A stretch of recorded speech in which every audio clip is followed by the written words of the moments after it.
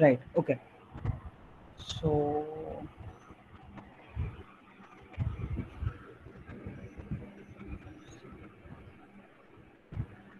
right. Let's just try this example. Second example.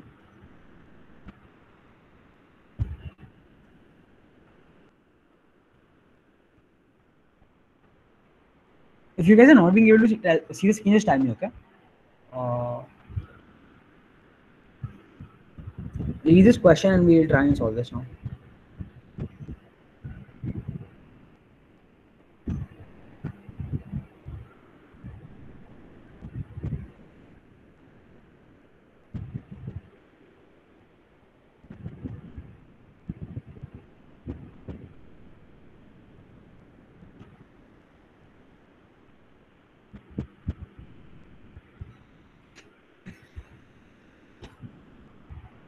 Right. So here the question says, it's basically a statement is given, and then they have said two assumptions. Now, according to this statement, relying on this main statement by relying on this, relying on the main statement here made by this president, we need to come up with which of these two will be an assumption, right? That is what we have to do here, right? So let's just read the statement first. The president says that in this war on terrorism, you are either with us or with the terrorists. So I think all of us here have some inkling or some idea of what the war on terrorism is. It's basically a philosophy that was propagated or started in the United States of America, where they wanted to fight terrorism. This was after the 9/11 attacks that had happened. US में attacks हुआ था, उन लोग ने Twin Towers पे planes घुसा के उन लोगों ने गिरा दिया था. After this, the war on terrorism was started by American President George Bush. So he stated this, that in this war on terrorism, you are either with us or with the terrorists, right? So we have two assumptions here. Let's read the first assumption. We do not terrorize. Okay. And the second assumption is that in this war on terrorism, there is no neutral position. So we need to see if one is an assumption, two is an assumption, neither assumptions, or both are assumptions. Okay. Now let's evaluate both of these statements. Oh, just give me a second.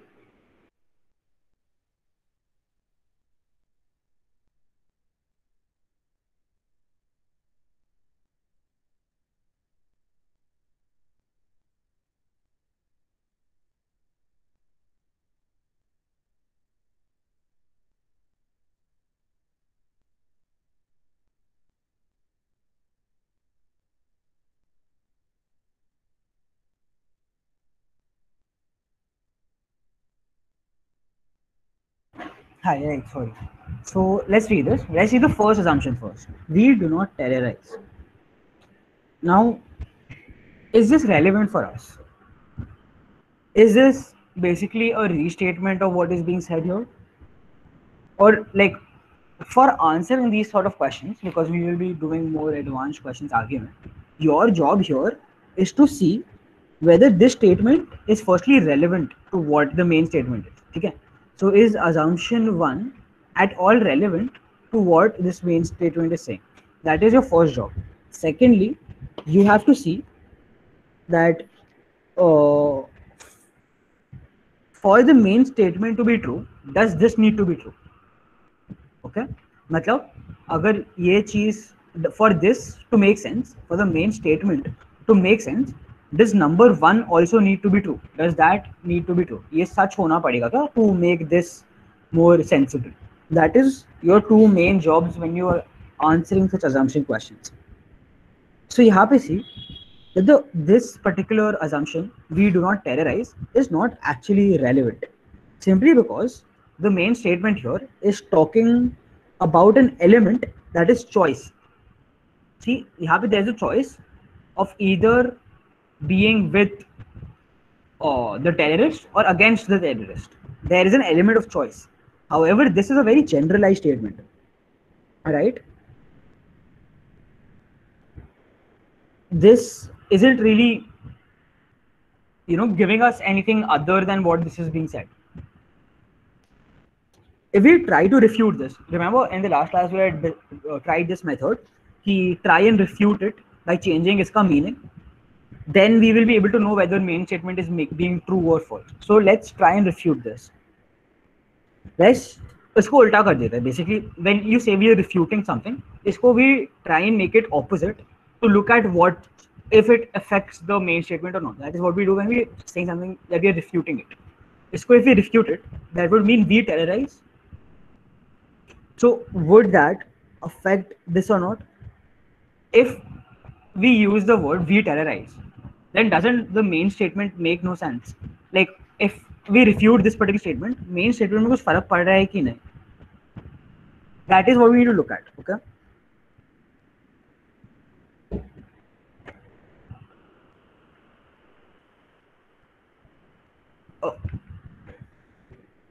Are you guys being able to understand abhi tak regarding the assumption one? Could you just give me a yes or no in the chat box if you are able to understand what I'm trying to say?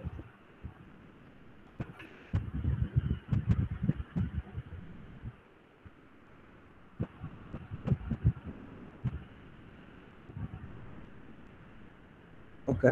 Okay. So do you guys think this first statement is an assumption or not?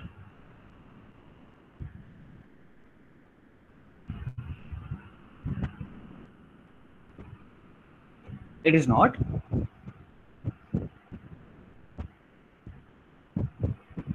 Oh, but you see, like statement one is actually an assumption simply because you need to look at this. In this war on terrorism, you are either with us or with the terrorists.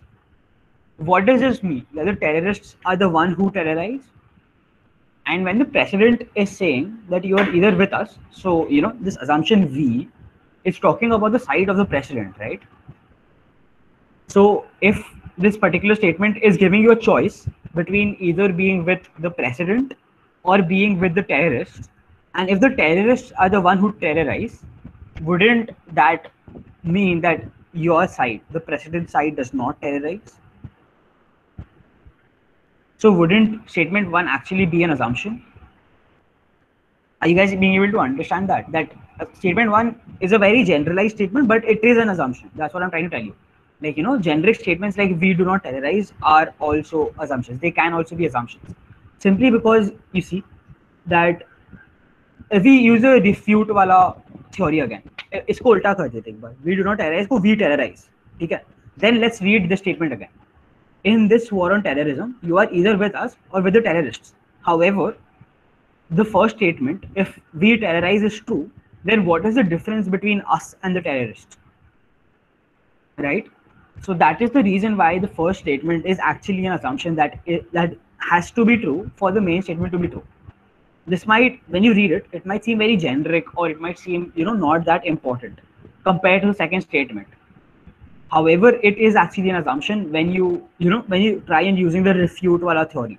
इसको उल्टा कर देते हैं and then hold it to be true. Then what impact it has on the main statement? This is something you need to do to make sure you come to the right answer. Oh, are you able to understand why statement one will be an assumption?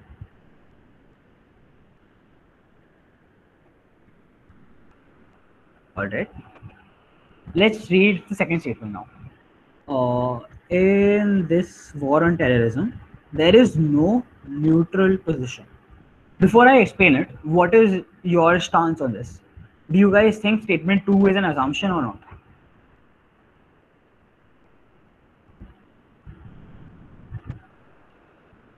Give me a quick yes or no. What do you guys think, whether statement 2 is an assumption or is it not an assumption?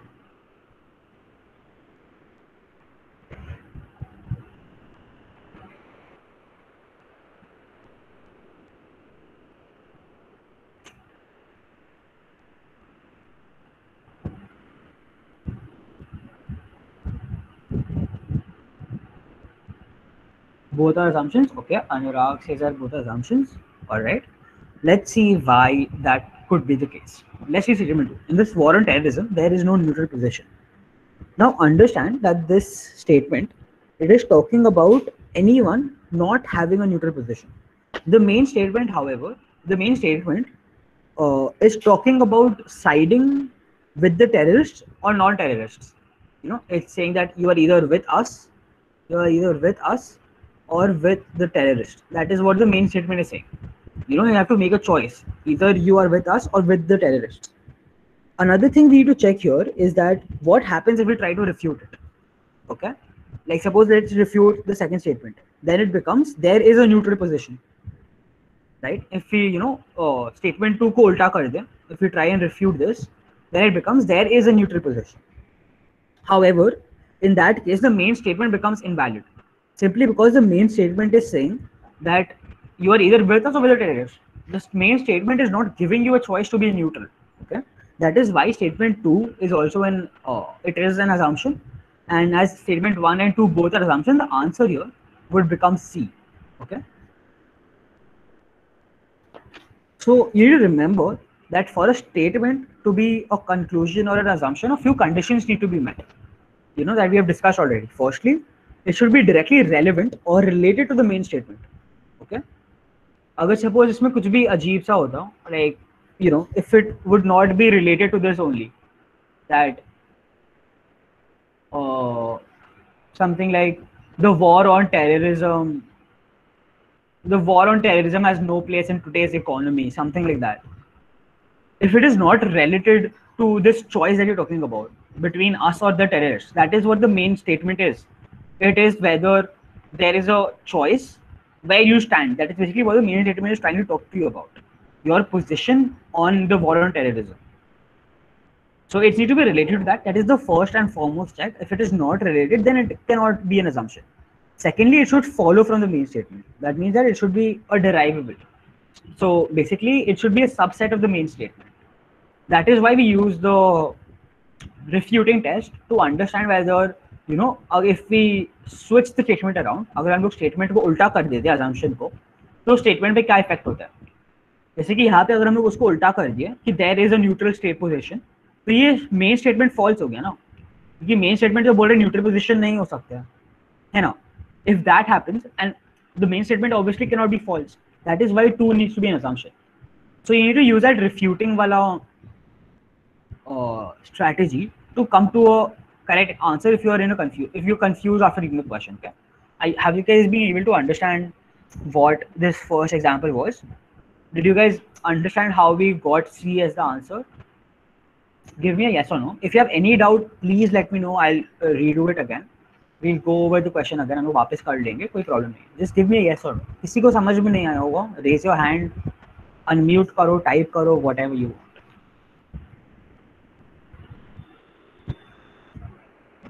Okay, okay. It seems like all of you have been able to understand. ठीक है. Let's go. Right. Let's do example one.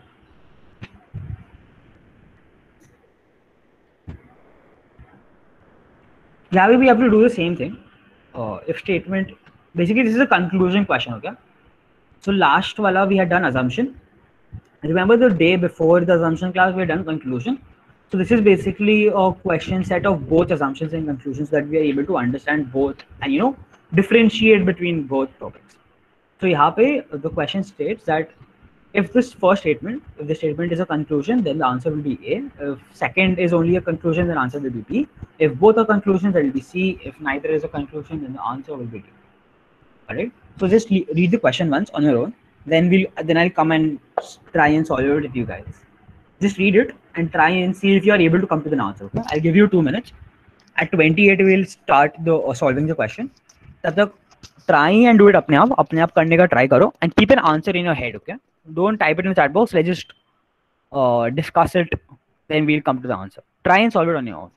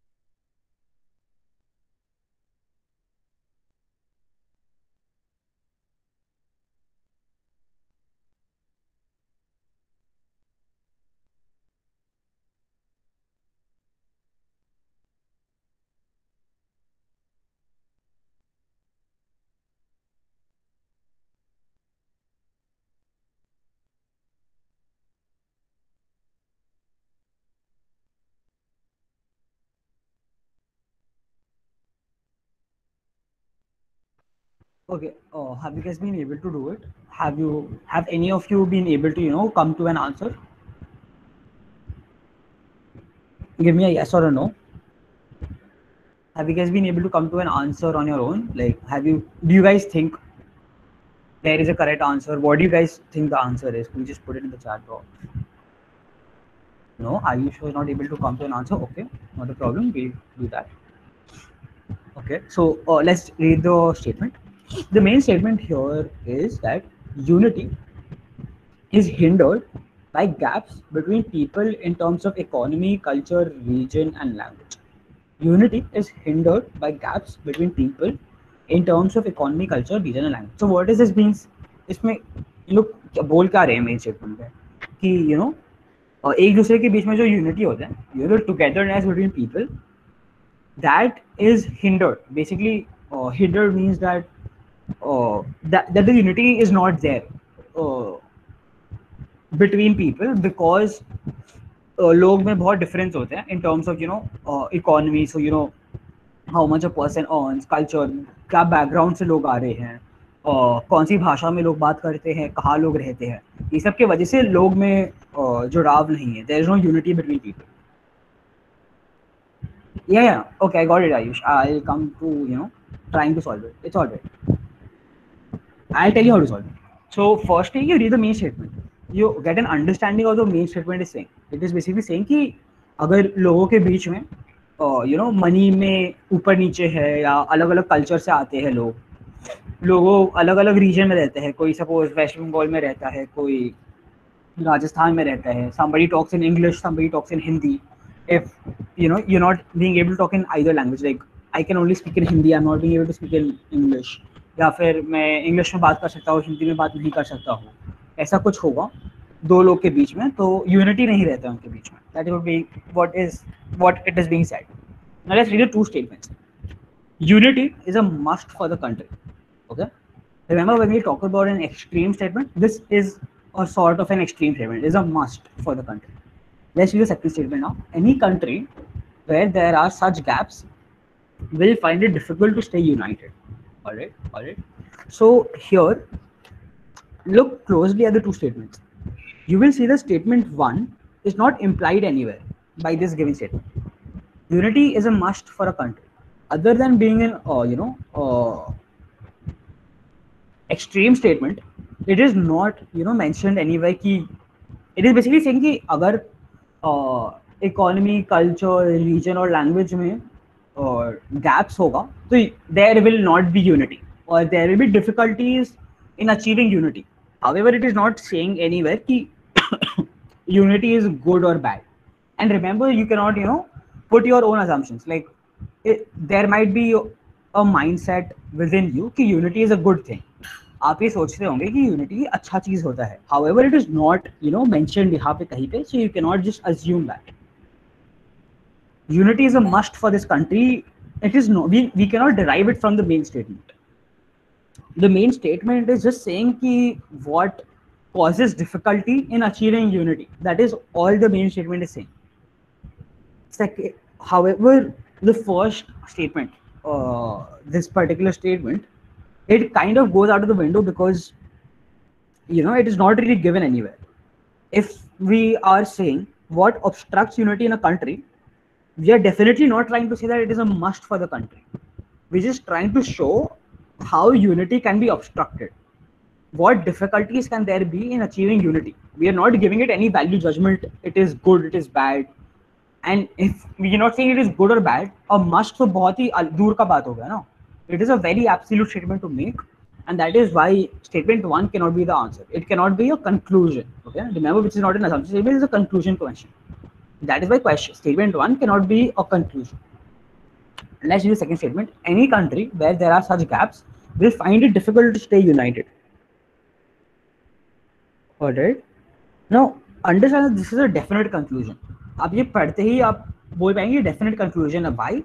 Because this is sort of active passive. I think we have all done in our English class. English class we must have tried to do. We have studied active and passive, right? This is basically a passive statement. यहाँ पे इन लोग बोल रहे हैं unity is hindered by gaps between people यहाँ पे बोल रहे हैं अगर गैप्स होगा तो यूनिटी नहीं हो पाएगा। यहाँ पे जैसे सेइंग कि यूनिटी नहीं होगा इफ देयर आर गैप्स, यहाँ पे बोल रहे हैं अगर गैप्स हो तो यूनिटी नहीं होगा। Basically saying the same thing in an inverted region. This is a very specific statement. This is a very general statement, sorry. This is a very general statement that unity is hindered by gaps, blah blah blah blah blah. That unity is hindered अगर ये चार चीज लोगों के बीच में नहीं होगा ठीक से तो unity नहीं होगा. This is a very general statement and this is a specific statement. Any country is giving an example sort of कि any country where there are such gaps, it will find it difficult to stay united. Now understand that we can safely conclude that any country that has such differences will find difficulties, because that is what the main statement is, that is what the crux of the main statement is. That is why statement 2 is actually a conclusion and statement 1 is not a conclusion. So our answer will become option B. Has everyone been able to understand why this is the case? Ayush and Manish, have you guys been able to understand why that will be the answer? And the people who had guessed Anurag, Abhipsha, did you guys get B as your answer? What was your answer? Let me know if you had some other answer या फिर आप लोग को समझ में नहीं आया ये particular answer हम लोग कैसे आए. Please let me know. Okay, Ayush should be able to understand. Okay. So for attempting these questions, again you need to do two basic things. Firstly, you need to read the main statement properly. You need to understand what the main statement is trying to tell you. Main statement आपको बताना क्या चाहता है वो समझना बहुत important होता है. उसके बाद you read these two statements individually and see firstly if it is relevant and secondly if it can be derived from the original statement. You see, must is giving it a value judgment, है ना. ये बोल रहा है कि अच्छा होता है या बुरा होता है. However, यहाँ पे अच्छा बुरा का बात किया ही नहीं है इन्होंने, और अब बाहर का चीज क्वेश्चन में नहीं ला सकते हो. Always remember that. Did anyone have any problems with this particular question? Yeah, Ayush, tell me. You raised your hand.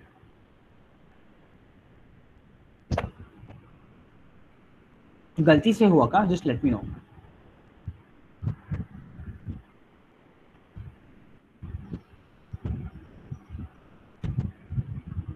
Okay, I guess it must have been by mistake. If anybody has any problem, please let me know, or I'll move ahead with the next question.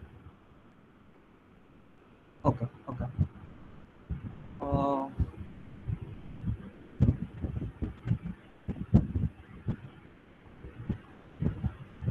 Right now, these are some more easy questions. और CLAT में ऐसा questions नहीं आएगा. CLAT में remember we have done these CR वाला questions. Usually in CLAT you'll find such long questions that are there. I've given this also in your. This worksheet is also uploaded in your classroom. Please try and solve it.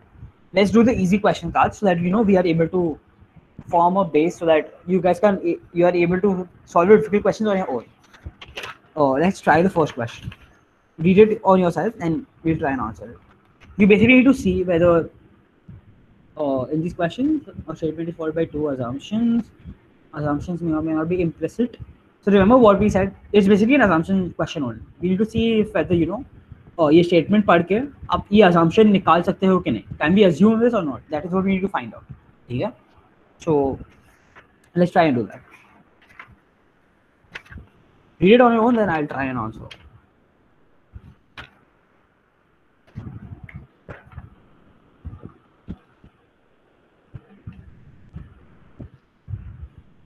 The statement is, in communication, more should happen in less. Okay. In communication, more should happen in less. This is you might find it to be a very vague or a very generic statement. So these kind of questions can seem tough, but they're not really that tough. If you read it properly, read it a couple of times, then read the assumptions, आपको clear हो जाएगा क्या मतलब. In communication, more should happen in less.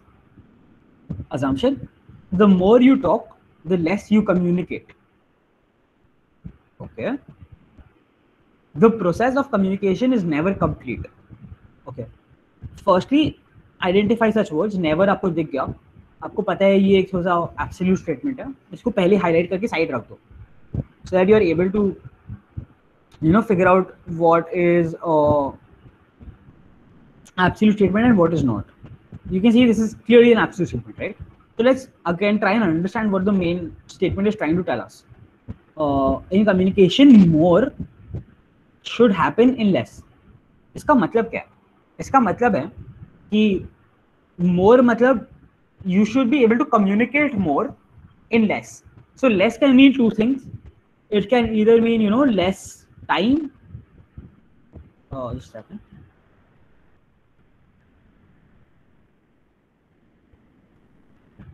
Right. So less here, it can either mean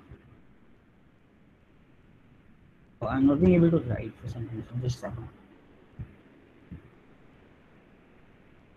Okay, I'll just talk to you guys. Less can either mean less time, or it can mean less words. Okay, like talking less. So what you're saying कि in communication more should happen in less.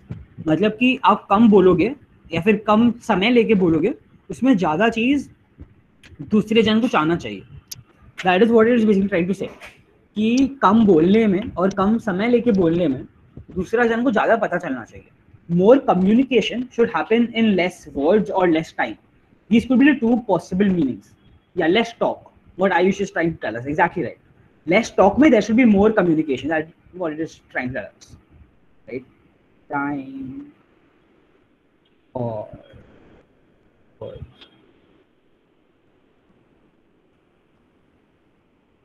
That is what its basic meaning is. Less time or word. That is something you need to understand on your own. Okay, they haven't, you know, explicitly stated it because फिर easy हो जाएगा. Now let's look at the two assumptions here. Assumption one is the more you talk, the less you communicate. ये पूरा उल्टा नहीं होगा. इन लोग यहाँ पे बोलना चाह रहे हैं कि the less you talk, the more you communicate, or at least you should be able to communicate more by talking less. More should happen in less. Assumption one देखो, more you talk, the less you communicate. ये तो पूरा ही उल्टा हो गया statement one का.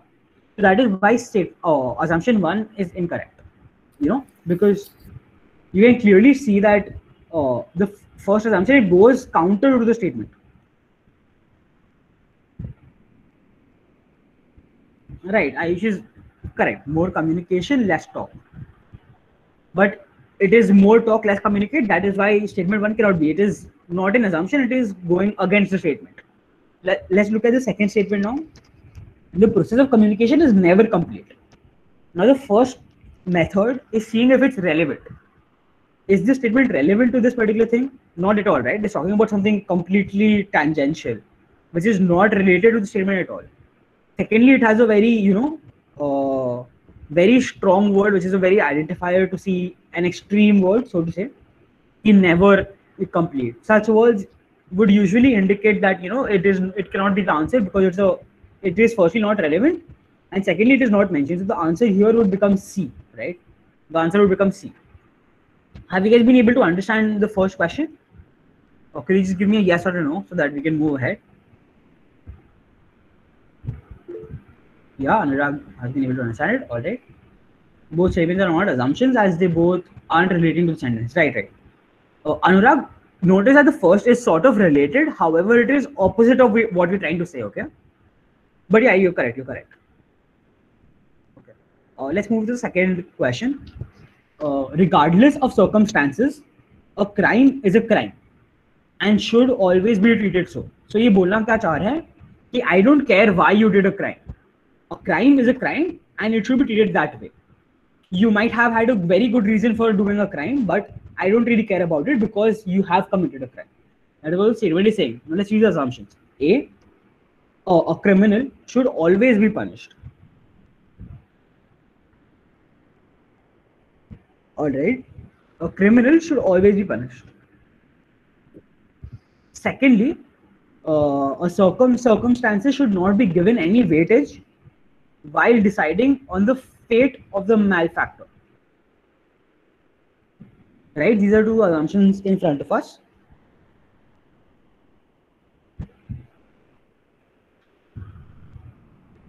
Now, firstly, when you read the first assumption, what do you guys think the answer would be? Do you guys think either of this is implicit? Do you think one is implicit? Do you think two is implicit? Do you think neither is implicit? Do you think both is implicit? Give me your answer in the chat box. Anurag says both are the assumptions. Okay. Ayush says only one assumption is correct. All right. What about other people? What do you guys think? Abhiksha also thinks both of the assumptions are present. Okay.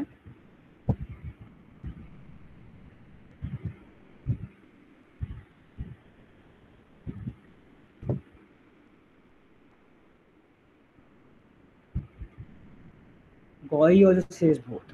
Alright, why do you guys think the first will be there?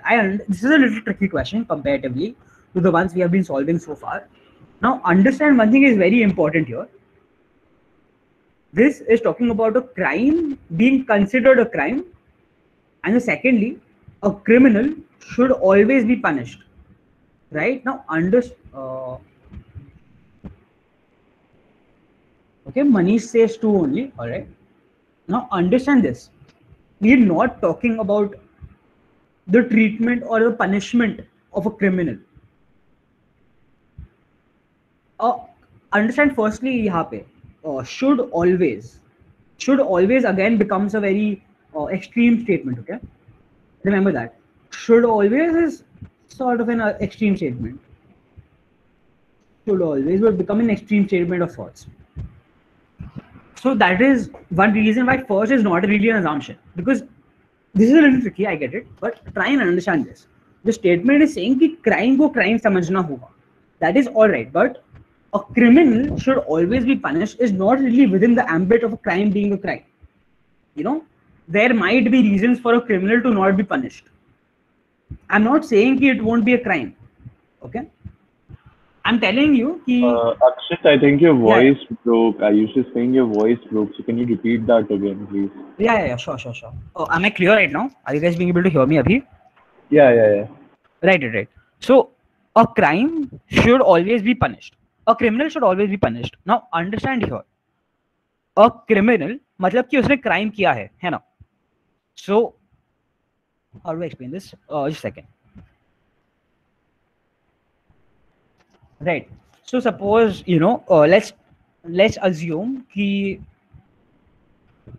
let's say that Arya did a crime. Okay. So Arya would be the criminal, and whatever he did will be the crime. So what I'm trying to tell you is कि suppose Arya stole some books. So I'm trying to tell you कि the fact that Arya stole some books is a crime and should be treated as a crime. Suppose even if he wanted to, give it to some children, or he did it for a good purpose. Maybe he had an exam the next day, he did not have the books, he stole the books. I'm trying to tell you कि what Arya did is a crime. However, the crime should be treated as if it was a crime. However, that does not mean that Arya should be punished or not. I'm not giving any judgment on the fact whether Arya should be punished or not. All right? Are you guys being able to understand this very particular difference?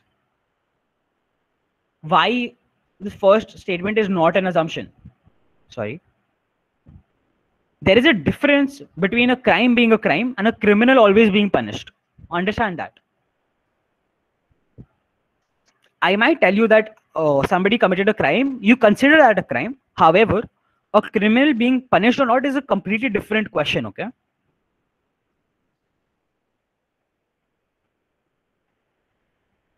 Only Anurag has written yes. Has everybody been able to understand the difference? This is very pivotal, or ऐसा questions आते हैं CLAT में. Like they'll harp on one very nuanced factor. Like many people might miss this difference between a crime and a criminal, because both are very interconnected, right? So you might think that both are sort of the same thing, but it is not. It is a very pivotal difference between the two, and you need to be very careful when you come through terms like this. Crime, criminal, बहुत difference हो जाता है. You will also maybe notice, suppose यहाँ पे लिखा होता कि a thief should always be punished, something like that, और यहाँ पे criminal लिखता. So you might think a thief or criminal same चीज होता है, but it is not. You need to differentiate the terms very specifically. If you're talking about crime, you're talking only about crime, nothing else. A crime is not the same as a criminal. That is what I'm trying to tell you. However, look at the second statement now. The second statement is saying that circumstances should not be given any weightage while deciding on the fate of the malefactor. Now, what is the circumstance? Circumstance is the crime, right? Or the stuff surrounding the crime. So that is why second statement would actually be an assumption, because it is talking about, it is sort of implicit, right? That a crime should always be treated as a crime. So the second statement is basically, that is what the second statement is saying. Ki, whatever circumstances that might be leading to the crime should not be considered, or crime should be treated as a crime. Have you guys been able to understand why the answer thus would become B? The answer would be here be B, only assumption 2 is implicit, right? Have all of you understood question number 2? Okay. Let's do one more of these easy ones. Then we'll try and do one of the CLAT wala patterns. Okay. This is sort of the old pattern wala. Ab aisa nahi aata hai, but it is important to do this because this will build your base when you're trying to do the difficult questions on your own. Okay. So let's try and do this. Statement: dancing on the edge of the volcano is the most beautiful metaphor I know for risk. Again, metaphor I think all of us have learned in the English class, right? Yes, sir. So all of you here know what a metaphor means. Like, do any of you want me to explain to you what a metaphor is? All right, I'm assuming all of you know because nobody has written anything in the chat box. So dancing on the edge of a volcano, matlab, you know, if you're dancing on the edge of a volcano, it is risky, right? Because you might fall in. So it is the most beautiful metaphor I know for risk. That is what the author is saying. Now let's use two assumptions. Having the courage to take risk is the greatest motivation to dance. All right. It seems a little absurd because, you know, assumption 1, when you read it, you may feel ki assumption 1 ka main motive is talking about dance, which is not really true. But we'll come to that. Let's use the second assumption. Taking a risk is as dangerous as dancing on the edge of a volcano. All right. So we need to see that which assumption is implicit, right?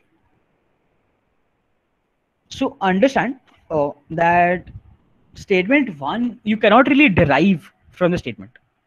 Dancing on the edge of the volcano is the metaphor. You know, they're not literally talking about dancing on the edge of a volcano. You need to understand that. The very word here pe, metaphor, the very word that they've used, metaphor, it means that they're not taking it literally. You know, they're saying कि अगर कोई volcano का edge पे dance कर रहा होता, that would be risky. It is a metaphor for risk. Nobody is literally doing it. So having the courage to take risk is the greatest motivation to dance. It's complete rubbish. It is not mentioned कहीं पे भी, एकदम कुछ भी बोल दिया इन्होंने, है ना?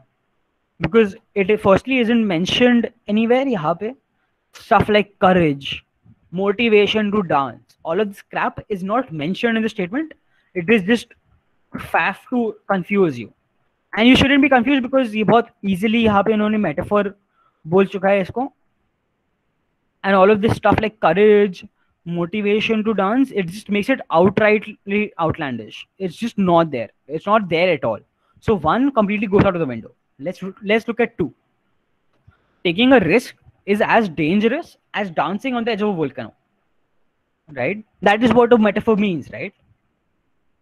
It is a comparison, like, you know, it is better to explain better to you what the word risk means is, you know, you give them a situation that risk equal to this. That is what it is saying. Taking a risk is as dangerous as dancing on the edge of a volcano. That it's basically just sentencing the metaphor to be real, right? That is why the second one will be the answer. Yeah, Aisha, Gauri, all of you guys got it right. Only 2 will be an assumption. Have all of you been able to understand this question? Why only 2 will be it? Why not 1? Why 2? Why not 2? Have you guys been able to understand this? Give me a yes or no, please. Then we'll move to a difficult question and you guys can do the rest of this for homework. So I understand that you guys might not have a time or whatever, you did not complete it, but please do 3, 4, 5, 6, 7, 8, 9, 10. All of these are very important to form a base, okay? Once you solve these questions, it'll become more clear to you as to why these are the answers. How are you supposed to solve it? Please solve it. All right. The answers I'll upload it also tonight, so you guys can refer to the answers also when you are solving your questions. But you know, it's important for you guys to form a base, and for that, these easy questions will help you do that. So please do that. Let's go on to this. Let's just choose a difficult. How we are done till question 7, I guess, last class. So let's do 8 today. Yeah, we had done this Europe school children wala. We had done the bank deposits also. We hadn't done 8. Let's do 8. I want all of you guys to spend 2 minutes and read this particular question and try and form an answer. Okay, I'll give you 3-4 minutes. Try and do it on your own. Then I'll try and solve it for you guys. All right. Please try and do it on your own. Read the question and try and solve it. Question number 8. Yeah. Question number 8.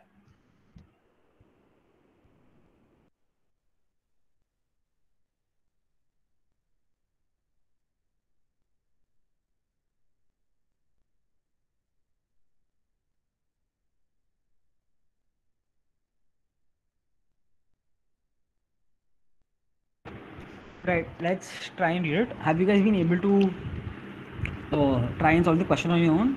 Did anyone get the answer? If you just put whatever you think the answer is on the chat box. If you've not been able to complete it, let me know so that I'll go with that base. Just let me know, have you guys been able to do it? Nahi kar paaye. If you think a particular answer is right, just reply in the chat box or unmute and tell me, please.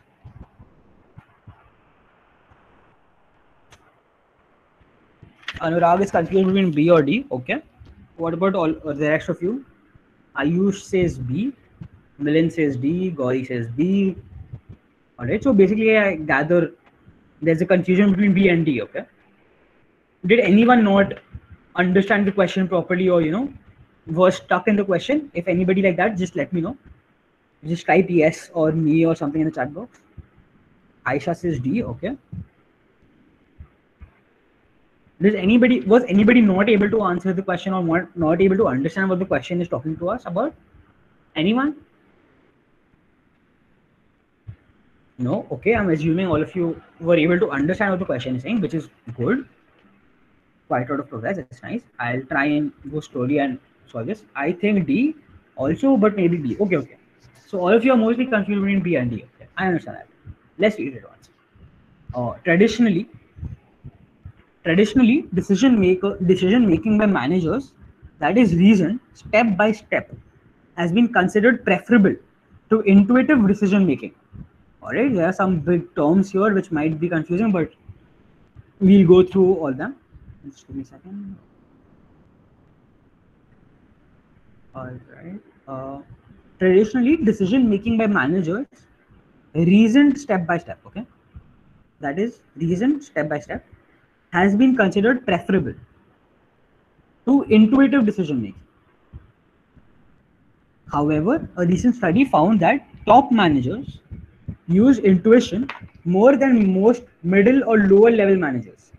This confirms the view that intuition is more effective than careful methodological reasoning. Okay, so when we are trying to understand this, when we start reading this question, after you have read this question, the first thing that will come into your mind is that there are two groups here that are being talked about in this question. Okay, there are basically two groups. Firstly, there are managers. I'll just try and write it here. Just give me a second. Hello, sir. आवाज नहीं आ रही आपकी clear. Oh, sorry. Is it better? Are you being able to hear me now? Hello, am I audible? Yes, sir. Yes, Okay, Akshat, Manish. you are audible. I guess Aisha, there's some issue from your side. Alright, I'll try and repeat. Aisha, if you miss, sometimes just put it in the chat box. I'll repeat it. Okay. Manish was not able to understand the argument. Alright. I'll try and explain it to you guys. So here, like I was saying, there are two groups. Alright. I'll just put it here. What are the two groups? First group talks about, firstly, just a second. Firstly, it is talking about managers who do intuitive decision making.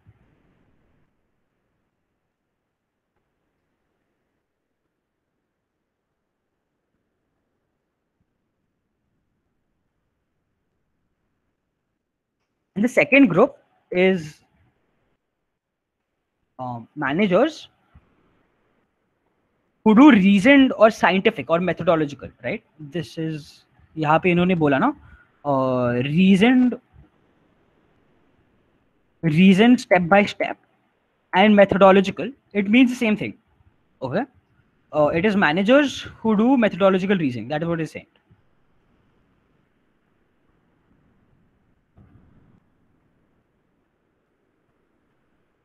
My spellings are really bad, so kindly pardon that. And the second group that the question is talking about is basically top level managers and middle level managers. Okay, middle and lower level managers. These are the two groups that they're talking about, and they're trying to collide these groups. They're trying to equate these groups. Now, firstly, understand what intuitive decision making is. Intuitive decision making is मन से सोचना आपको क्या सही लग रहा है. जैसे बहुत बार होता है ना, आपको आंसर समझ में नहीं आते. सपोज जीके क्वेश्चंस में होता होगा कि आप कंफ्यूज हो, या यहाँ पे भी आप कंफ्यूज थे ना, बहुत लोग बी और डी के बीच में. तो अपना इंट्यूशन लगा के आपको लगा क्या सही है, आपको जो मन में आया आप बी टाइप कर दिए, बी मार्क कर दिया एक्चुअल आंसर में. That is intuitive decision making. मतलब सपोज दो चीज के बीच में कंफ्यूज हो और जो सबसे पहले मन में आता है अब उसके साथ चले जाते हो. You know what you feel is more correct. Grammar में होता है ना, when you solving you feel a particular answer is more correct, so you mark that. That is basically what intuitive decision making is.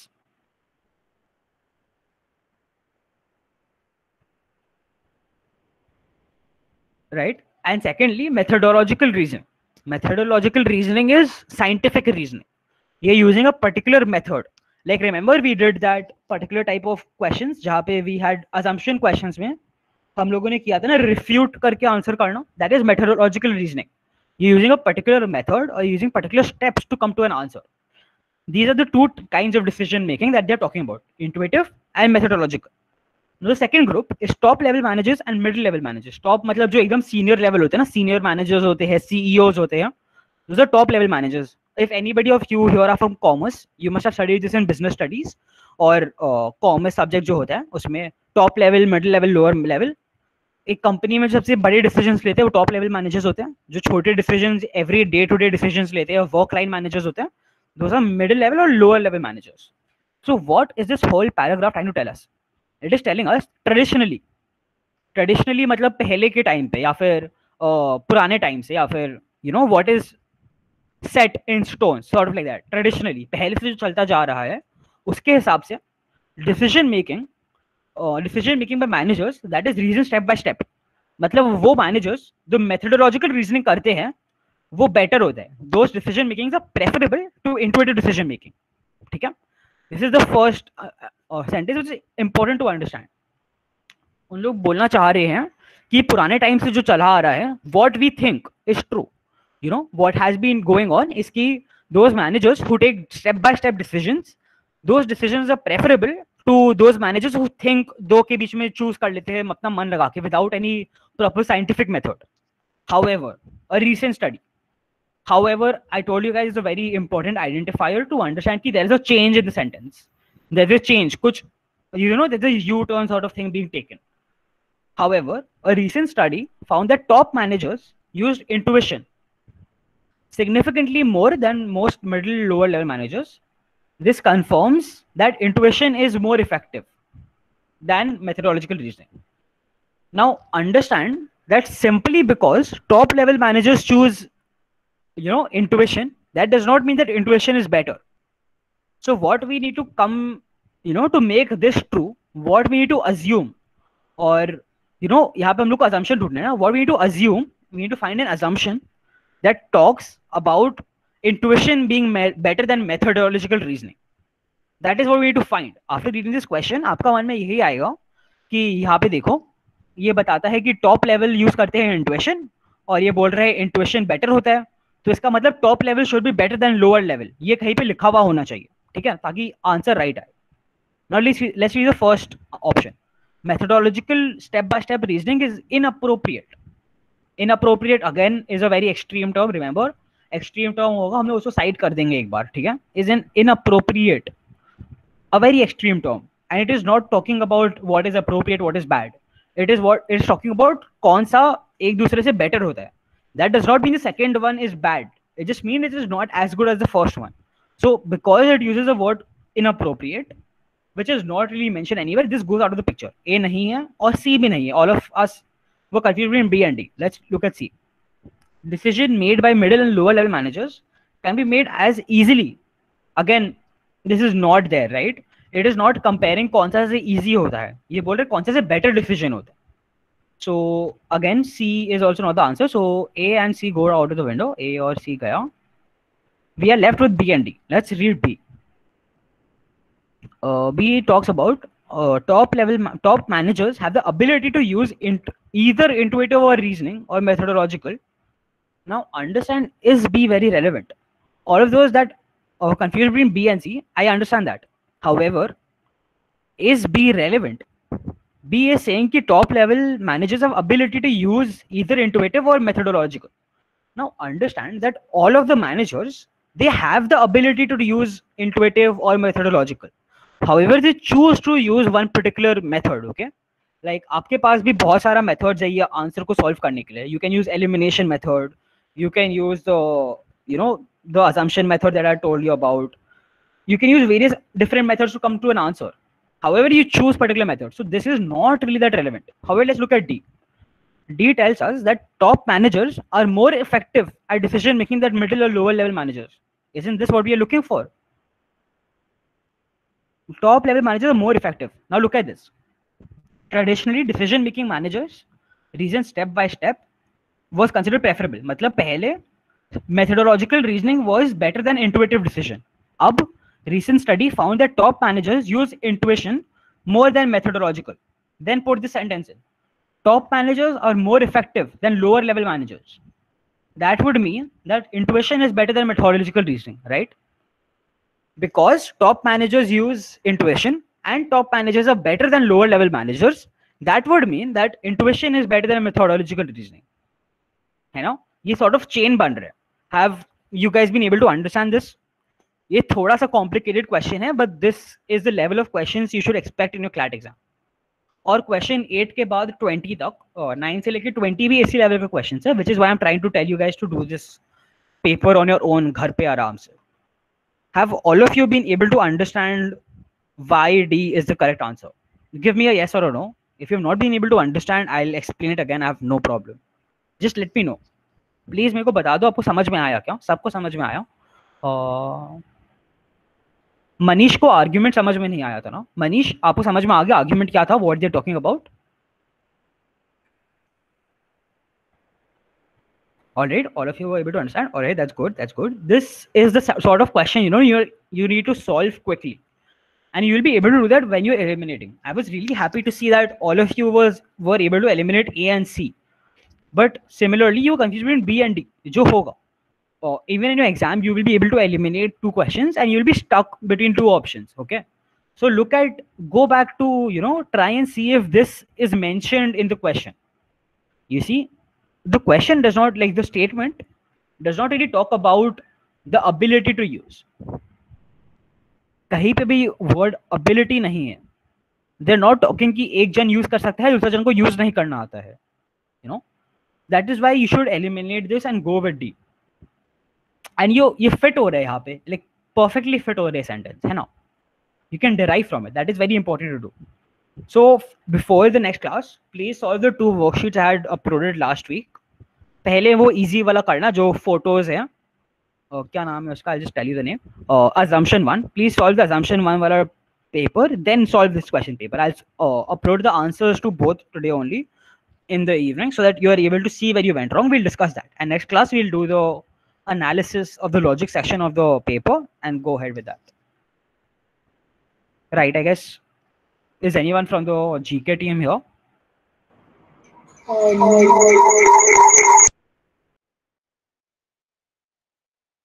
Yeah. Hello, I am here. Yeah. All right.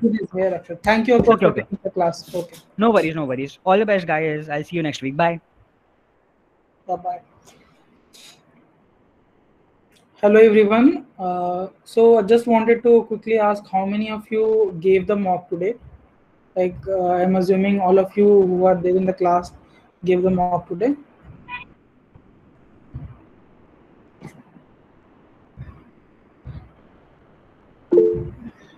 Okay. So from the next week, what we will do, we will have whatsoever the subject classes we will be having, we'll have the mock analysis first. So whatever the sections you have attempted, we will discuss the questions and everything. And Saeed is with us, and it is his first class of GK, and he will be discussing the GK of February month. So Saeed, you can present your screen, and you can just start over, and let me know if there is any issue or anything. So guys, please like coordinate with Saeed, and if there is an issue, please let him know. Okay. Yes, sir. Yes, sir. Okay. Okay. So hello, I am Bakar Syed Mohammad Bakar. So I'm gonna discuss the February GK material. So this is my first class, and I don't have any experience. So please bear with me. Okay. So is this screen visible? I am sharing with you guys. Yes, sir. Yes, it Okay. is Okay. visible, but can you zoom in a bit, because I am not sure if it is visible. It is visible, but the text are not readable. Okay. Okay. One second. Is it not okay now? I have rotated my screen. I guess it should be. Yeah, it is better now. Great. Okay. Yeah. Yeah. Okay.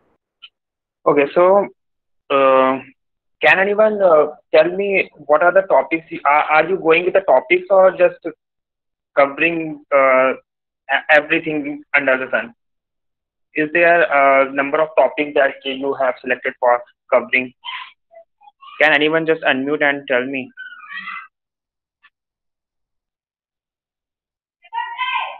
Hello. So as per I know, there's no any particular topics. So we are covering date-wise whatsoever we feel like important. So that way we are covering everything. Uh, okay. Okay. Cool. So let's start with the Odisha border dispute. Okay.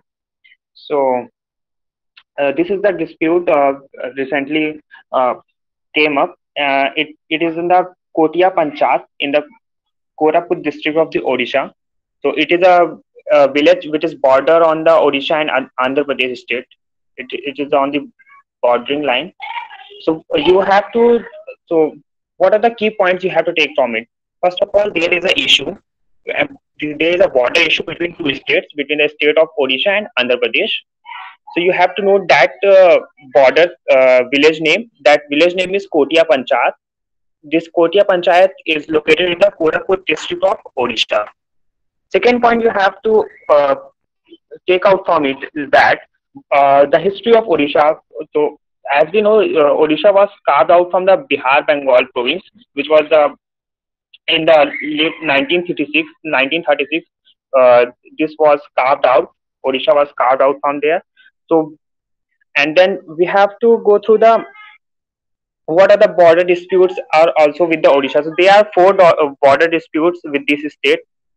Uh, what are the other borders? So it all are mentioned here.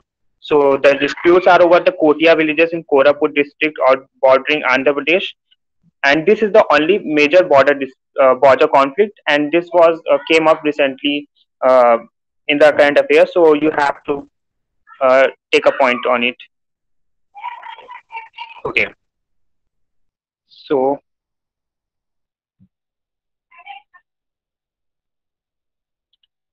do you guys have access of this material? This PDF. Do you guys have this material? No, sir. Okay, so have you read this?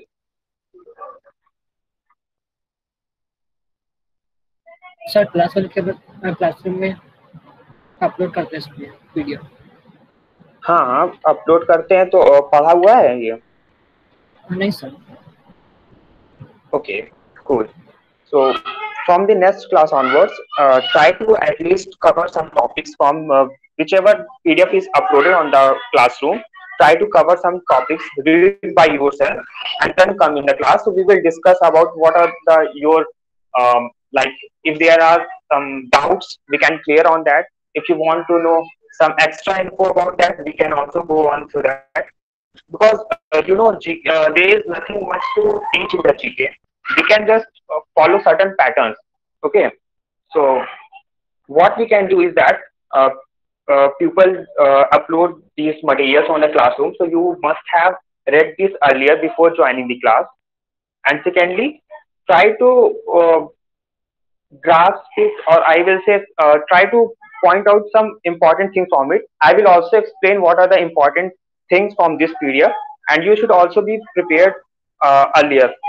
Okay, so from next class, please pay attention to this thing. Okay, so actually I haven't read this PDF, so it's tough for me to do this.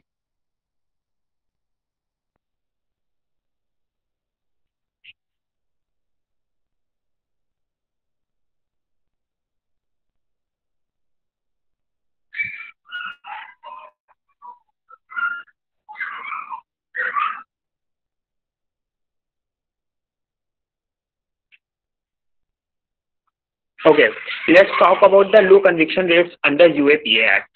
So first of all, what is the UAPA? Can anyone explain? Have anyone read about UAPA? Okay, so it is the act which was passed in 1967, and its full form is Unlawful Activities Prevention Act. So the problem with this act is that it was prepared for arresting the terrorist organization and also the individuals, which was the latest amendment in it. So, sorry. So this act was intentionally it was created to arrest, to stop the terrorist activities. But nowadays, people allege that it is used for arresting the activists or other marginalized, other people from the marginalized communities who raise questions against the government. So you have to learn about that. The conviction rate in the UAPA is very low. It is just 2.2% of cases are ended in the conviction. Others just get bail. So for this, you have to just go through its history. When was the UAPA enacted? It was enacted in 1967. What was its earlier version? So its predecessor, which was enacted in 1995. You don't have to learn all these dates. Just learn there is UAPA, which was enacted in 1967. The full form of UAPA is Unlawful Activities Prevention Act. These are the certain points you must know. And another thing you have to note is that there is low conviction rate in the UAPA, which is just 2.2% of the cases gets convicted. 2.2% of the cases only get convicted by court. Okay, so these are the important points. And the side news you can go through about it, like the pupils who are arrested right now under the UAPA, like Umar Khalid, Natasha Narwal, and many other activists are arrested under UAPA. They are still in the jail. Last year, there was a person called name. I am forgetting his name. He was attached to the Bhima Koregaon case. So, so you have to know the names of those persons who are under arrest. Those are activists who are under arrest under the UAPA Act, so that you get to know everything related to the UAPA. Because this topic is very much in news, and there are high chances that some passage or GK question can come up on this topic. Okay, so everything is detailed in this PDF. So main provisions, it's given that their history is given that unlawful activities refer to actions related to cession and cessation of territories. Following the 2004 amendment, Terrorist Act was added to the list of offences. The Act assigns absolute power to the central government, by way of which, if the centre deems an activity as unlawful, then it may, by way of official gazette, declare it so. Under UAPA, the investigating agency can file a charge sheet in maximum 180 days. So you have to note this: the maximum date under which the agency have to file a charge sheet is 180 days. Otherwise, in the normal condition, they have to they have to file charge sheet in just 90 days. But they get extra 90 days in this UAPA. So that is the difference. So activists can be jailed for 6 months before even charges being filed on them. So this is the you can say the benefit of arresting under UAPA for the government side, or the sad part about for the citizens or the activists. So mind you, this UAPA is for stopping the terrorism. Its main goal is to stop activities related to secession or sedition, all these things. That is those anti-national activities, stop anti-national activities. But in reality, it is alleged that mostly it is used for for arresting the activities, for for silencing the government dissenters. So you have to understand what is the standpoint of the government, what is the standpoint of the activists or dissenters on this UAPA Act. Okay, so are you getting me? Sorry. Hello? Hello? Anyone? Yes, sir. Okay. So please stop me if you get bored in between. I don't know. Are you guys getting or not? Should I speak in Hindi or it's okay? Both languages, sir. Sir, both. Okay, cool. So there was the amendment in 2019. 2019 में एक amendment हुआ था जिसमें कि एक individual को भी terrorist declare कर सकते हैं.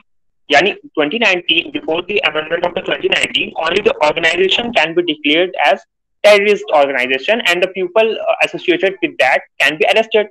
But now government has amended in 2019 that even individual can be arrested under terrorism, because they are very lone wolf attacks. You must have heard about lone wolf attacks, where only single person goes and do the terrorist activity without even associating with any big terrorist organization. So it was becoming difficult for the government to arrest that person under the terrorism act, because all the terrorism act was created to stop the terrorist organization, not the individual.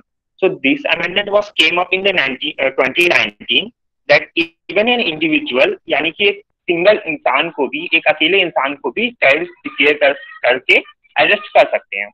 तो ये amendment हुआ था 2019 में. अब इस amendment के चलते क्या हो गया कि पहले तो थोड़ा बहुत मतलब था कि हाँ नहीं अरेस्ट कर सकते हैं या कुछ और करना पड़ता है, पर अब तो सिंगल इंडिविजुअल है तो अब किसी को भी चाहे तो अरेस्ट कर सकते हैं. लास्ट ईयर एक कपिल खान थे, डॉक्टर थे, जो कहते हैं ऑक्सीजन से रिलेटेड कमी हो गई थी गोरखपुर के हॉस्पिटल में. You must have heard that story. तो उनको उसके अंडर में अरेस्ट कर लिया गया था और वो लगभग पूरा 1 साल तक वो रहे थे just because this under this UAPA. So you have to remember the key points. What are the key points? Number 1, UAPA is Unlawful Activities Prevention Act.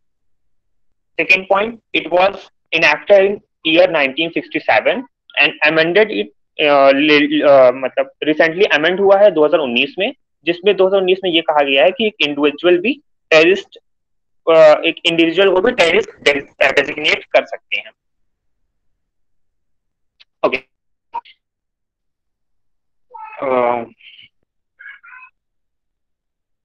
There are some issues given with the UAPA here. So I am reading just from here. So UAPA undermines individual liberty. It gives the state authority vague powers to detain and arrest individual who it believes to be indulged in terrorist activities. यानी कि किसी को भी terrorist activist समझ के arrest कर सकते हैं. बहुत ही वेगली इसमें पावर दे दी गई है, कोई एक ठोस सबूत की जरूरत नहीं है इनको. They can just arrest. Thus, the state gives itself more power, individual liberty guaranteed under Article 21 of the Constitution. यानी जो Article 21 of the Constitution है, कॉन्स्टिट्यूशन क्लास में पढ़ा होगा, वो ग्रांट करता है एक individual liberty, right to live grant करता है. तो उसको बहुत ही ज्यादा तरीके से इस पे एक धक्का लगता है. आर्टिकल 21 पे एक बहुत बड़ा इफेक्ट पड़ता है. आर्टिकल 21 का काम ही यही है कि आपको इन वेग चीजों से बचाना. State doesn't have power to arrest you for anything under the sun. They must give reason for it, but this UAPA gives a vaguely a large power to state to arrest the individuals. So that's the issue with the UAPA that you must know, because in CLAT is not like a multiple choice. It is multiple choice question, but that question will be opinion based. The pattern is not changed, so there are opinion based question in the exam. So you can't get the one word question. So you have to know the issues with the UAPA. Who are the activities arrested under the UAPA? What what is what is its goal? What is the goal of UAPA? And what others alleged it to be, what it is used for. Okay, मतलब ये use किस लिए होता है, लोग alleged करते हैं कि ये एक्टिविस्ट को अरेस्ट करने के लिए यूज होता है या डिसेंटर्स को अरेस्ट करने के लिए यूज होता है. तो ये सब पॉइंट्स आपको पता होना चाहिए, क्योंकि ये सेंटेंसेस में आपके ऑप्शन आ सकते हैं. ओके, सो एक इशू यहाँ पे यूएपीए के साथ आर्टिकल 21 का इशू हो गया. दूसरा इशू क्या है, अंडरमाइंस फेडरलिज्म. कैसे फेडरलिज्म? हमें पता है कि 3 लिस्ट होती है, एक यूनियन लिस्ट, एक स्टेट लिस्ट और एक कंकरेंट लिस्ट. ओके, सो जो पुलिस है वो किसके सब्जेक्ट में आता है? स्टेट के सब्जेक्ट में आता है अंडर 7th शेड्यूल. ये लिस्ट कहाँ दी हुई है? ये सारी तीनों लिस्ट ये 7th शेड्यूल ऑफ इंडिया में ही है, और ये बोलती है कि जो पुलिस का काम है वो स्टेट के अंडर में आता है. बट यूएपीए क्या बोलता है कि वो किसी को भी, वो एक सेंट्रल अथॉरिटी देता है, एक सेंट्रल गवर्नमेंट को अथॉरिटी देता है, वो किसी भी स्टेट में जाके किसी को भी अरेस्ट कर सकती है.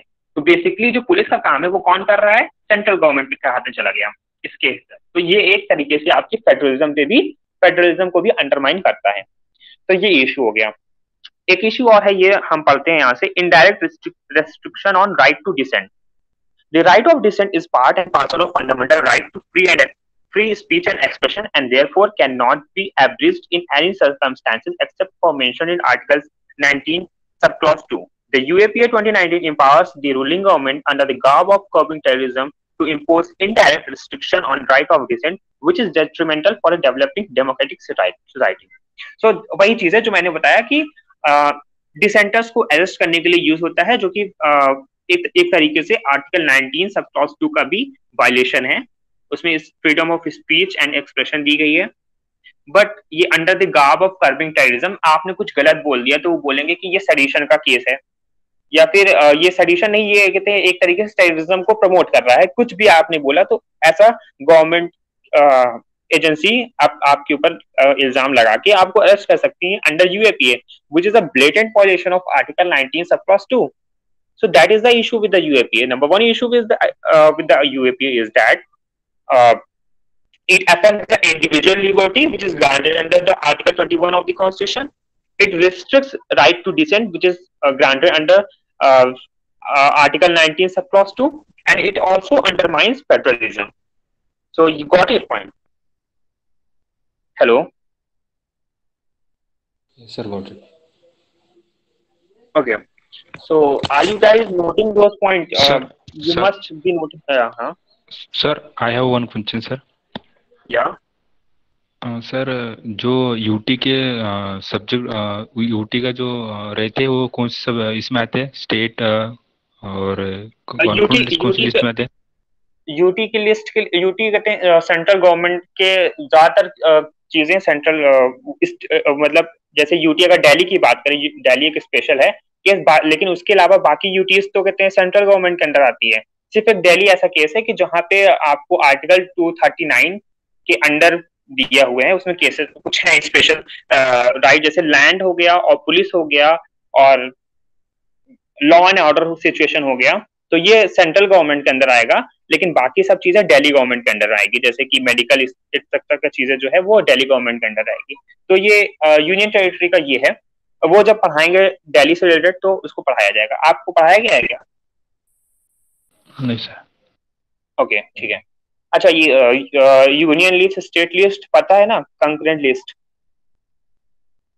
पता है, बाकी नहीं पता है. ओके, बाकी नहीं पता है, ठीक है. इतना पता है जरूरत भी नहीं है, धीरे धीरे पता चल जाएगा. और बेसिकली ऊपर ऊपर का पता होना चाहिए कि किस शेड्यूल में आता है ये लिस्ट जो दी हुई है, किस शेड्यूल में आती है, पता है? 4th. नहीं, 7th शेड्यूल में आती है. 7th शेड्यूल में आपकी लीगल की क्लास हुई है? लीगल की क्लास में शेड्यूल्स पढ़ाया गया है? ओके, ठीक है। मैं क्या कह रहा था कि whatever we are discussing here you must be noting all the points. तो I am telling you the points. मेरा आज फर्स्ट दिन है तो ठीक है, अच्छे से कवर नहीं कर पा रहे हैं, but still you must understand what are the important points I am telling, and you must note that. So under UAP, what we have discussed, can anyone just summarize it? मतलब मैंने अभी क्या क्या पढ़ाया है या फिर क्या आपको समझ में आया है, कोई समराइज कर सकता है यूएपीए के बारे में, क्या क्या समझ में आया, या अगर नोट करा हो तो वो नोट्स उठा के पढ़ दो कोई।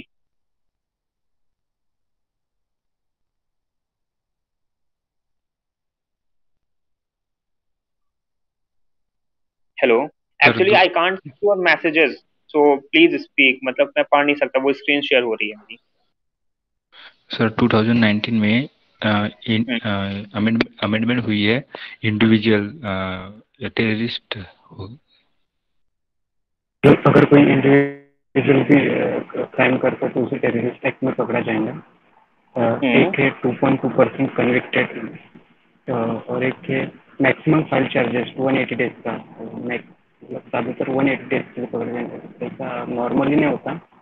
नॉर्मली वो कम डेज के लिए पकड़ते हैं, लेकिन इस केस में उन्होंने 180 डेज के लिए पकड़ा है। और एक है state which more power, article 21 के बारे में। इट्स इंडिविजुअल और लिबरेटरी, बस इतना ये समझ। हाँ ओके, हाँ ठीक है, ठीक है। और एक ये भी पॉइंट लिख सकते हैं कि जो यूएपीए एक रियलिटी में यूज होता है एक्टिविस्ट, डिसेंटर्स और इन सबके अगेंस्ट में यूज होता है। ऐसा आप बोल नहीं सकते कि यूज होता है, बट ऐसा एलिज किया जाता है कि this UAPA is use against the dissenters और द एक्टिविस्ट और anyone who opposes the government और its functioning. Okay, got it? And also the UAPA full form, you must know that the Unlawful Activities Prevention Act, and it was enacted in the year 1967. ये तो must है, UAPA का full form और किस year में enact हुआ था, 1967, ये मस्ट है। यूएपीए की तरह ही कुछ एक्ट आए थे, जैसे टाडा आया था, पोटा आया था, तो ये इसके बारे में थोड़ा पढ़ लेना चाहिए कि टाडा आया था 1995 में, पोटा आया था 2004 में, बाद में ये रिपील हो गया था। रिपील क्यों हो गया था? रिपील इसलिए हो गया था क्योंकि उस टाइम पे भी लोगों ने यही बातें उठाई थी कि ये जो टाडा है, ये पोटा है, ये सब यूज होता है एक्टिविस्ट को अरेस्ट करने के लिए, डिसेंटर्स को अरेस्ट करने के लिए, और इन सब में भी कन्विक्शन रेट बहुत ही कम था।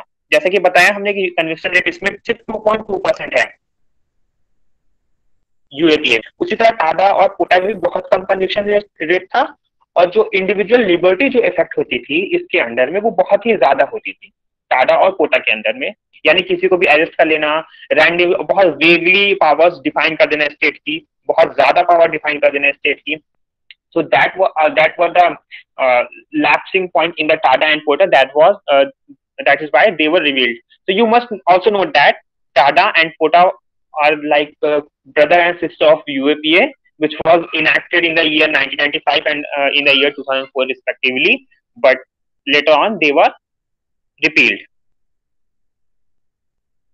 Currently there is only UAPA on the I'm not which is ongoing. And in case of Kashmir, if you will say this is the hello, sorry, I'm not hearing you I just properly. hear. Hello, Yes, sir. Hello, sir. sorry, I am not able to hear clearly. Can anyone tell what he is speaking? Sir आपका आवाज बीच में थोड़ा cut रहा है। Yes, sir.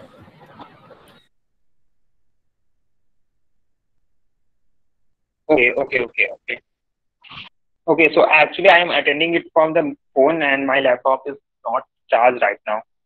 Okay, is it okay right now? आवाज आ रही है? Continue sir, continue. Yes, sir. Yeah, okay, sorry.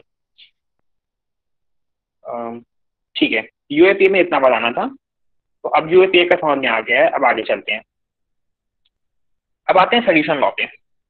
Okay, तो सेडिशन क्या है? सेडिशन मतलब आपने अगर कुछ भी बोल दिया अकॉर्डिंग टू सेडिशन डिफाइन कहाँ पे सबसे पहले, वो सेक्शन 124 बी में डिफाइंड है आईपीसी के, सेक्शन 124 ए में डिफाइन है, आईपीसी के डिफाइन है, ठीक है।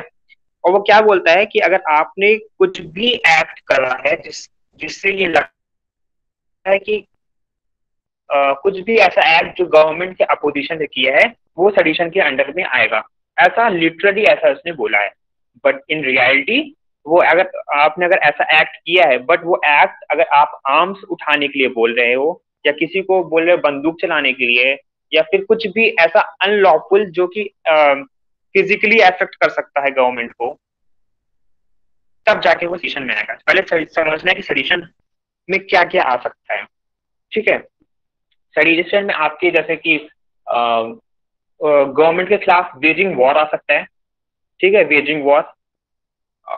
दूसरा आपका आ सकता है कि लेट से एक इस्टेब्लिश्ड गवर्नमेंट है और आप बोल रहे हो कि कल जाकर पार्लियामेंट में अटैक करेंगे और सारे एमपीज को भगा के हम बैठ जाएंगे, जो कि एक राइटफुल तरीका नहीं है। राइटफुल तरीका ये है कि आप इलेक्शन में खड़े होइए, वोट लीजिए, तब जाके आप पार्लियामेंट में बैठिए। तो ऐसी जो हरकतें हैं वो सेडिशन में आएंगी, ठीक है। बट सेडिशन का मिसयूज इसलिए हो पाता है, सेडिशन का मिसयूज इसलिए हो पाता है क्योंकि जो पावर्स इसमें दे दी गई हैं वो बहुत ही वेगली मेंशन है। हालांकि सुप्रीम कोर्ट के जजमेंट्स हैं इस पे कि जब तक कोई उसमें हार्म के लिए नहीं बोलेगा, जब तक कोई फिजिकल जब तक वायलेंस नहीं आएगा इस कॉल में, कोई भी कॉल अगर हमने बनाई बोली कि हाँ जाके किसी को मार दो तो ये वायलेंस हो गया। लेकिन हमने ये बोल दिया कि सरकार काम सही से नहीं कर रही है, सरकार चोर है, मतलब इस वक्त इस तरीके की भाषा अगर हमने यूज करी, फिर भी सेडिशन में नहीं आना चाहिए, पर ये यूज हो जाता है सेडिशन के अंडर। सेक्शन 124 ए के अंडर अरेस्ट हो जाते हैं लोग। और इसमें भी इश्यू वही यूएपीए वाला है कि इसमें कन्विक्शन रेट बहुत ही कम है, ठीक है। तो ये एक बैकग्राउंड एरिया हमने। तो अब सेडिशन लॉ क्यों यूज में था, यहाँ पे लिखा हुआ, recently the supreme court protected a political leader and 6 senior journalist from arrest in multiple sedition FIR registered against them. कुछ सीनियर जर्नलिस्ट थे और पॉलिटिकल लीडर्स थे जिनके खिलाफ सेडिशन का केस चला था। उस जर्नलिस्ट में एक राजदीप सरदेसाई नाम के भी एक सीनियर जर्नलिस्ट थे, वो भी अरेस्ट थे। जितने भी अरेस्ट थे सब सीनियर जर्नलिस्ट थे। तो आपको कुछ का अगर नाम याद हो सकता है, जैसे राजदीप सरदेसाई इंडिया टुडे पे आते हैं, वो भी इसके अंडर सेडिशन के अंडर चार्ज किए गए थे, बट सुप्रीम कोर्ट ने उन सबके खिलाफ से क्या कहते हैं सेडिशन का चार्ज हटा दिया, मतलब बेसिकली उन्हें बचा लिया सेडिशन के अंडर ट्रायल होने से। अब हम इसके बैकग्राउंड में जाते हैं, सेडिशन लॉ के बैकग्राउंड में। तो सेडिशन लॉ इनैक्ट कब हुआ था? सेडिशन लॉ 17वीं सेंचुरी इंग्लैंड के टाइम पे आया हुआ था। और वो किस पहले हमें पता है कि उस टाइम पे इलेक्टेड गवर्नमेंट होती थी, वहाँ क्वीन और किंग और क्वीन होते थे, मोनार्की होती थी बेसिकली। तो वो आपके क्रिटिसिज्म को सुन नहीं सकते, वो क्या सुनना चाहते हैं, वो सिर्फ गुड ओपिनियन सुनना चाहते हैं गवर्नमेंट की, ठीक है। वो कुछ भी आप बुरा बोलेंगे वो नहीं सुनेंगे क्योंकि वो राजा है। आज ये नहीं है, आज क्या है, डेमोक्रेसी है। आज हम इलेक्ट करते हैं, you know, the government is for the people, by the people end of the people. पर इससे पहले इंग्लैंड में क्या था कि मोनार्की हुआ करती थी, किंग एंड क्वीन हुआ करते, तो इस वजह से सेडिशन लॉ लाया गया था। इंग्लैंड में पहले आया था, फिर बाद में यहाँ इंडिया में आया हुआ था। और माइंड यू, सेडिशन लॉ को रिपील कर दिया गया है इंग्लैंड में, बट इंडिया में अभी भी रिपील नहीं किया गया है। ये अभी भी चलता है सेक्शन 124A के अंडर आईपीसी के। हम बात करते हैं ये क्या लिखा है। The law was originally drafted in 1837 by Thomas Macaulay, the British historian politician, but was inexplicably omitted when the IPC was enacted in 1860। यानी सेडिशन का लॉ 1837 में ही था, बट फिर भी 1860 के आईपीसी में इसको डाला नहीं गया था, ठीक है। 1860 में जो आईपीसी, ओरिजिनल आईपीसी में सेक्शन 124 का कहीं, सेक्शन 124A यानी सेडिशन का कहीं जिक्र नहीं है ओरिजिनल आईपीसी में। बाद में 1870 में सेक्शन 124A डाला गया, यानी सब क्लॉज ए करके डाला गया, उसके अंदर सेडिशन को डाला गया, यानी एक अमेंडमेंट से आया है सेडिशन। ओरिजिनली सेडिशन आईपीसी में नहीं था, ये याद रखना है। और ये अमेंडमेंट कौन इंट्रोड्यूस किया था? Sir James Stephen. ओके, और बेसिक पॉइंट्स हमको उठाने हैं यहाँ से कि पहली बात तो आईपीसी में ओरिजिनली सेडिशन था नहीं, 1870 में आया था, 1870 में आया था। सेक्शन 124A के अंदर मेंशन है। इसको किसने किसने इंट्रोड्यूस की थी? Sir James Stephen. इनका नाम आपको याद करने की जरूरत नहीं है, पर अच्छी बात है अगर याद कर लेते हैं। ऐसे क्वेश्चन आई डोंट थिंक आना चाहिए, पर अगर याद कर लें तो अच्छी बात है। ओरिजिनली जो ये ड्राफ्ट था ये किसने प्रिपेयर किया था? इनका नाम याद रखना जरूरी है। जो थॉमस मैक्विले हैं, ओरिजिनली इन्होंने सेडिशन लॉ प्रिपेयर किया था। सेडिशन लॉ का जो ड्राफ्ट था ये थॉमस मैक्विले ने प्रिपेयर किया था, तो इनका नाम याद रखना जरूरी है। अच्छा, अब इसमें हम फेमस लोग का नाम याद कर लेते हैं। जो पहले पर्सन थे इसके अंडर ट्रायल होने, सेडिशन लॉ के अंदर ट्रायल किया गया थे, वो थे जोगेंद्र चंद्र बोस, जो कि न्यूज़पेपर चलाते थे बंगोबासी करके। और बाकी बाल गंगाधर तिलक, महात्मा गांधी, इन सब के खिलाफ भी सेडिशन का केस लग चुका है, सेडिशन के चार्जेस लग चुके हैं, वो ऑब्वियसली लगेंगे। अब तो ये बात याद रखना कि जोगेंद्र बोस जो है वो फर्स्ट इंसान थे जिनके खिलाफ ये सेडिशन का लॉ अप्लाई किया था, जिनके खिलाफ ये ट्रायल हुआ था। अच्छा हाँ, एक और बात, ये जो अमेंडमेंट आया था सेडिशन का, ये आया था वहाबी रिवॉल्ट चल रहा था 1875 के आसपास, 1870 के आसपास। तो उसी को रोकने के लिए, एक वहाबी मूवमेंट चल रहा था, उसी को रोकने के लिए ये सेडिशन लॉ लाया गया था। अब वहाबी मूवमेंट क्या था उसमें नहीं जाएंगे, बट इतना याद रखना है कि एक वहाबी मूवमेंट का कुछ चला हुआ था 1870 के टाइम पे, तब जाके ये सेडिशन लॉ आया था। ठीक है, अब हम बात कर लेते हैं कि आज के टाइम पे क्या है। सेडिशन लॉ होता क्या है, ये देखिए यहाँ पे एक बोल्ड में लिखा हुआ है, any person by words either spoken or written or by signs or by visible representation or otherwise brings or attempts to bring into hatred or contempt or excite or attempt to excite disaffection towards the government established by law in India। यानी कि अगर आपने सिर्फ disaffection towards the government establish कर दिया, आपने कोई speech दी जिससे समझ में आ रहा है कि आप गवर्नमेंट के खिलाफ खुश नहीं है, जैसे आजकल कोविड केसेस चल रहे हैं, आपने बुराई कर दी गवर्नमेंट की, तो इससे आपका डिसअफेक्शन दिख रहा है गवर्नमेंट के खिलाफ। तो इस केस में भी सेडिशन अगर लिटरली देखा जाए तो आ सकता है, बट हमने बताया क्या कि सुप्रीम कोर्ट की जजमेंट है, जब तक वायलेंस का इसमें जिक्र नहीं आएगा तब तक सेडिशन के अंडर आपको अरेस्ट नहीं किया जा सकता। The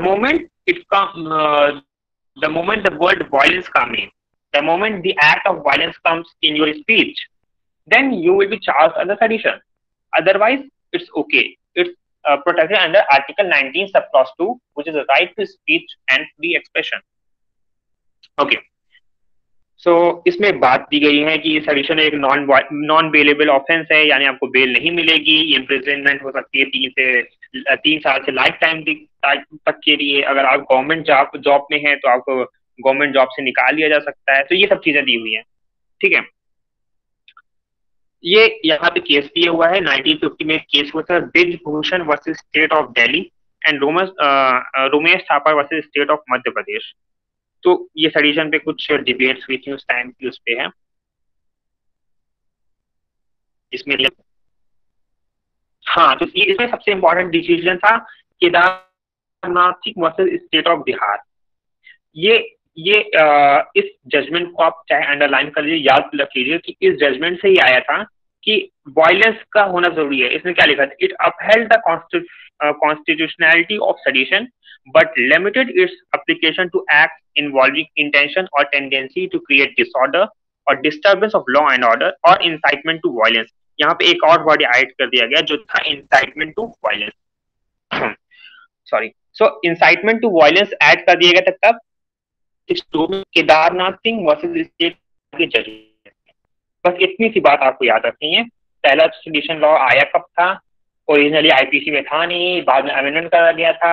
और IPC law sedition law define draft किसने किया था? एक थॉमस मैक्विले करके पॉलिटिशियन थे ब्रिटिश, उन्होंने ड्राफ्ट किया था। और ये किस टाइम पे आया था? वहां भी रिवॉल्ट चल रहा था 1870s में, उसी टाइम पे अमेंडमेंट करके सेडिशन लॉ ला दिया गया था ताकि वो उन लोगों के खिलाफ जो मूवमेंट चला रहे हैं उनके खिलाफ अप्लाई करके उनके खिलाफ लगा के रोक लिया जाए। जो फर्स्ट पहली बार यूज हुआ था एक जगेंद्र नाथ बोस थे, उनके खिलाफ 1991 में, ये 1891 में यूज हुआ था फर्स्ट टाइम सेडिशन लॉ।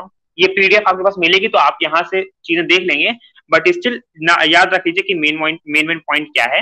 मोटी मोटी बात यही है और एक जजमेंट आया था 1962 का जो कि बोलता है कि incitement to violence important factor है। जब तक इंसाइटमेंट टू वायलेंस नहीं होगा सर। तब तक आपको अरेस्ट किया नहीं जा सकता। सर आपकी स्क्रीन विजिबल हेलो? नहीं है। हेलो सर, आपकी स्क्रीन विजिबल नहीं है। हाँ, मैं ऑडिबल हूँ? Yes sir. ओके अरे ऑडिबल है ना, तो ठीक है, सुन लो ये पीडीएफ तो मिल जाएगी तुम्हें, ठीक है? ओके। ठीक है। और इसके बाद इसमें दिया हुआ है कुछ, ठीक है, इसमें आर्गुमेंट फॉर और अगेंस्ट कॉन्स्टिट्यूशन दिए हैं, वो सजेशन दिए हुए हैं, तो वो पढ़ लोगे तो हो जाएगा। तो ठीक है, आज हमने 2 टॉपिक ही पढ़े, यूएपी और सडिशन पढ़े, पर इसमें काफी बेसिक चीजें से उठाया था तो इसमें टाइम लग गया। नेक्स्ट क्लास से ट्राई करेंगे और सारे टॉपिक्स को करने के लिए। आज नेटवर्क भी सही नहीं है और उसके बाद आई एम फास्टिंग, तो I can't do more, so okay sorry. Thank you sir. Okay sir, thank